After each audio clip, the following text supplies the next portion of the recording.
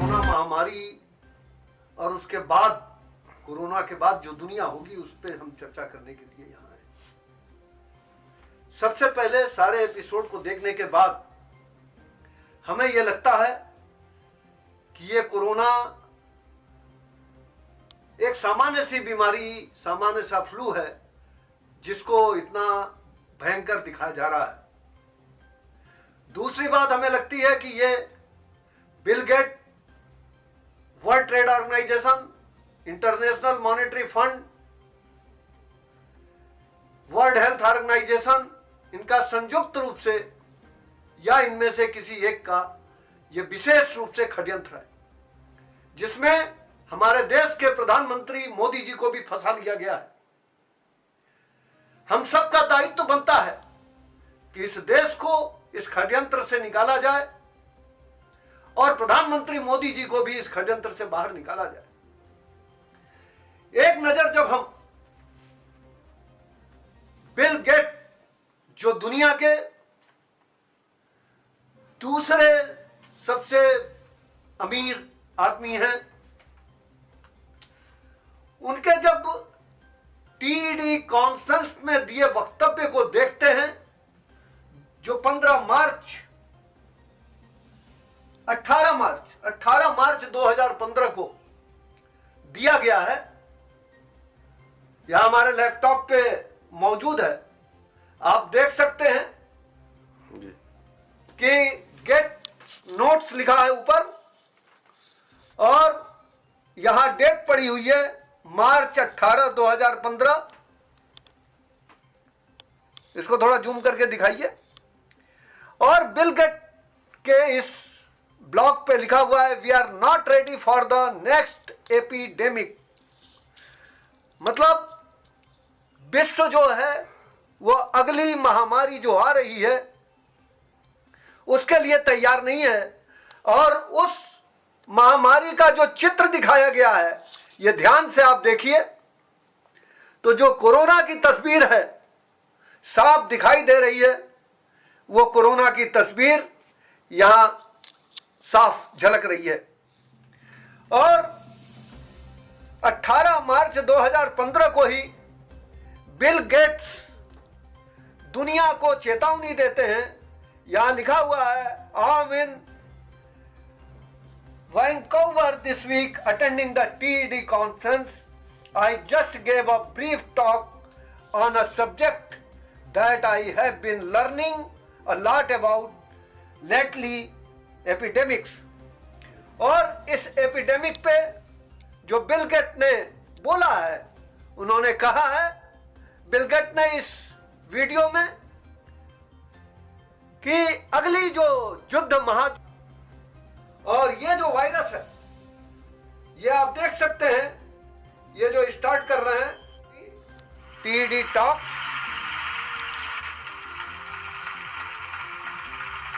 और ये Bill gate आते हैं।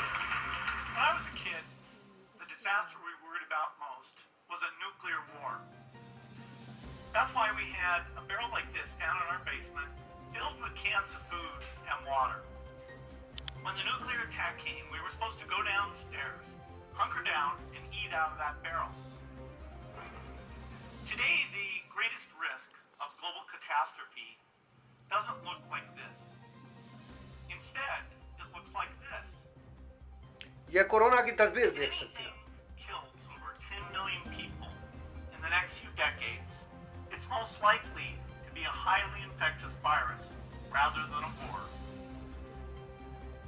और बिल गेट ने इस पूरे वीडियो को आप देख सकते हैं, ऑनलाइन भी 2015 को ही ये दिखाते हैं अपने वीडियो में, जो इस ब्लॉग में पोस्ट है, कि कौन से कॉस्ट्यूम इस वायरस से, इस महामारी से और क्या क्या चीजें इस महामारी से बचाएंगी। 18 मार्च 2015 साथियों, लगभग 5 वर्ष पहले बिल गेट को पता चल जाता है। ये शूज देखिए, ये जैकेट्स देखिए, ये वायरस की जूम करके लीजिए, ये बूट्स और सारी चीजें। और अभी आप देखेंगे कि बिल गेट ये कॉस्ट्यूम पहन रहे हैं इस महामारी से बचाव के लिए, और बिल लगाया जा रहा है और ये अब इस महामारी से बचाव के लिए तैयार है। ये 5 वर्ष पहले की घटना है साथियों। और इस प्रकार भारत सरकार ने और इस देश के प्रधानमंत्री मोदी जी ने, केंद्र सरकार ने राज्य सरकार के साथ मिलकर, हम तो ये कहते हैं कि सरकारी हत्या करने का प्रयास किया है लोगों का। और खास करके छटनी के स्थान पे इस कोरोना के माध्यम से मजदूरों को अपने नौकरी से भेजने का काम किया, हटाने का काम किया। और कोरोना के बाद जो दुनिया नजर आ रही है वो साफ साफ ये नजर आ रही है कि इंसानों को मशीनों से रिप्लेस किया जाएगा, क्योंकि भारत सरकार ने आर्टिफिशियल इंटेलिजेंस और रोबोट का विदेशी कंपनी के साथ अरबों रुपए का समझौता किया है। और 2030 तक उस समझौते में कहा गया है कि हम पूरी तरह से आर्टिफिशियल इंटेलिजेंस को स्थापित करें। अगर भारत सरकार ईमानदार रहती, केंद्र सरकार ईमानदार रहती, अपने लोगों को बचाना चाहती, तो सबसे पहला काम यह करती कि शराब की दुकानें बंद थी उनको बंद रखती, शराब की दुकानों को खोल के गरीबों को, मध्यम वर्गीय को मरने पे मजबूर नहीं किया जाता कि उनकी इम्यूनिटी और कम हो जाए और कोरोना उनके ऊपर हावी हो जाए। दूसरी बात मैं कहना चाहूंगा कि अगर 2015 में बिल गेट ने सावधान कर दिया था, दिसंबर 2019 में चीन ने सावधान कर दिया था,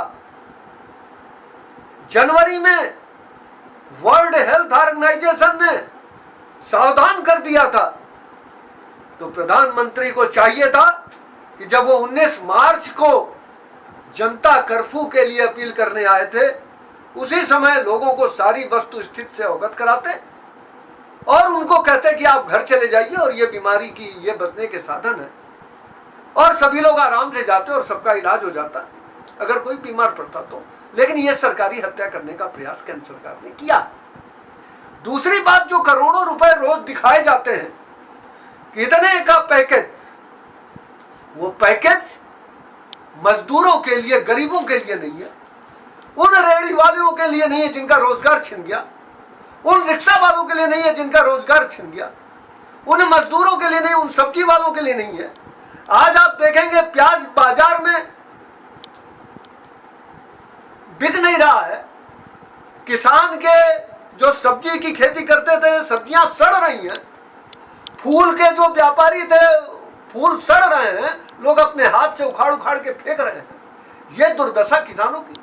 और सरकार जो है वो जनता को लूटने का काम कर रही है। पेट्रोल और डीजल पे कर लगा के 30 रुपए के पेट्रोल को 73 रुपए में बेचा जा रहा है, 43 रुपए प्रति लीटर टैक्स लिए जा रहे हैं, उस पर जीएसटी नहीं है।